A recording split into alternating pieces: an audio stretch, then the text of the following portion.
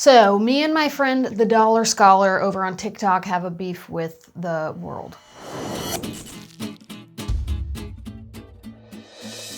A beef? A bone to pick? I don't know. Just watch. Can we talk about something that has always bugged me? When you're looking at a product review and they're listing all the options, they'll be like, here's the best overall, here's the best if you're looking for this feature, here's the best if you're on a budget. And the one that's the best if you're on a budget is always, if you're looking to spend as little money as possible, here's like your minimally viable option. There's this weird undying connotation society has created between the need for a budget and being poor or having no fun or needing to penny pinch everything. Like, heck no, I'm not about to stop buying everything good in life to have a budget, save a little money. A budget is not worth the miserable life it will bring me. And yeah, I totally agree. If someone told me to stop buying everything good in life, I'd be looking for how to unsubscribe too. But here's the thing, that's not actually how budgeting works. That's not what it's about. And that bugs me because I think that the budget option, the people who buy that are usually not the people who are on budgets. Because being on a budget is not spending as little as possible on everything. It is making a plan so that you're sending more of your money towards things you actually care about and less of your money towards things you care about less. Ladies and gentlemen, your budget can be whatever you want it to be because we're meant to build our budgets around our priorities. We build our budgets around the things we care about. If your number one priority is penny pinching, then yes, you can absolutely make yourself a budget for penny pinching.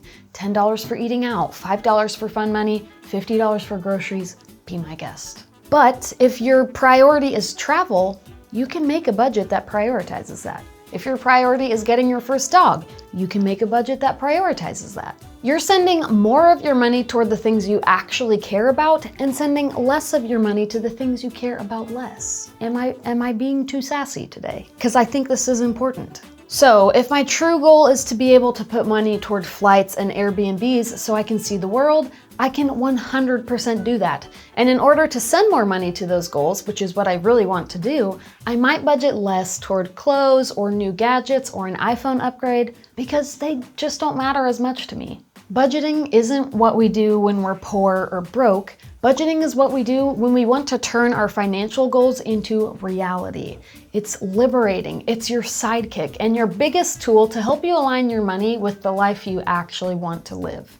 Yes, I spend less on some things because I'm on a budget, but I also buy much nicer stuff now that I'm on a budget because I've made a plan to save up for that higher quality stuff. So I think the budget option should be the option that's so good, so high quality, so that you need to make a financial goal and create a financial plan in order to save up for it. And that's how we create our budgets. We take that goal we're shooting for and we build our financial lives around it. Let me show you what my budget has helped me achieve over the years. In 2019, my budget helped me get this. In 2020, my budget helped me get this. In 2021, my budget helped me get this and this. And right now, my husband and I are building our budget so that in 2022, we can get this. If you're wondering how we rearranged our priorities to chase our homeownership dream, we downsized from renting a townhome to renting an apartment because we would so much rather live in 800 square feet this year so that a year from now we can have a home to call our very own. And we realized if we're gonna have a home, we needed to learn how to make home-cooked meals in it, so we're budgeting less toward dining out because we just don't care about it as much as the idea of having a house.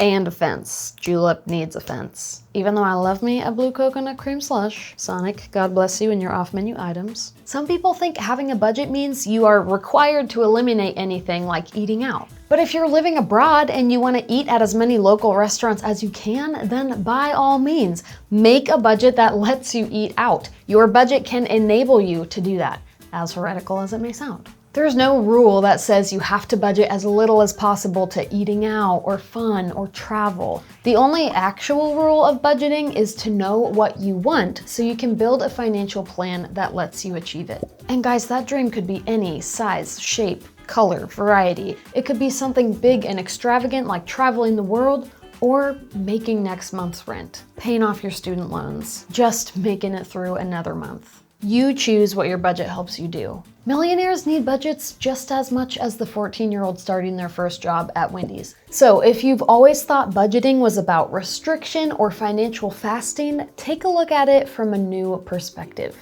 What do you want? And how can a budget help you get exactly that? You can start your budget on a piece of paper or a spreadsheet or with a handy mobile app.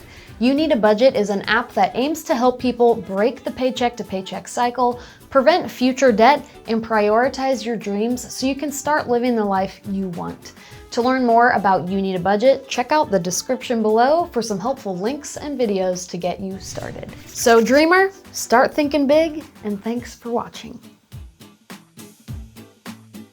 $10 for eating out, $5 for 5 money, $50 for groceries, $5 for 5 money. Woohoo! Hannah's getting a little sassy today. And we build our financial lives around it.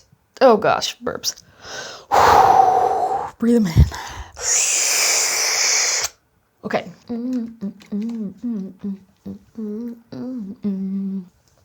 Sir, can you please stop? Sir? Sir, what are you doing?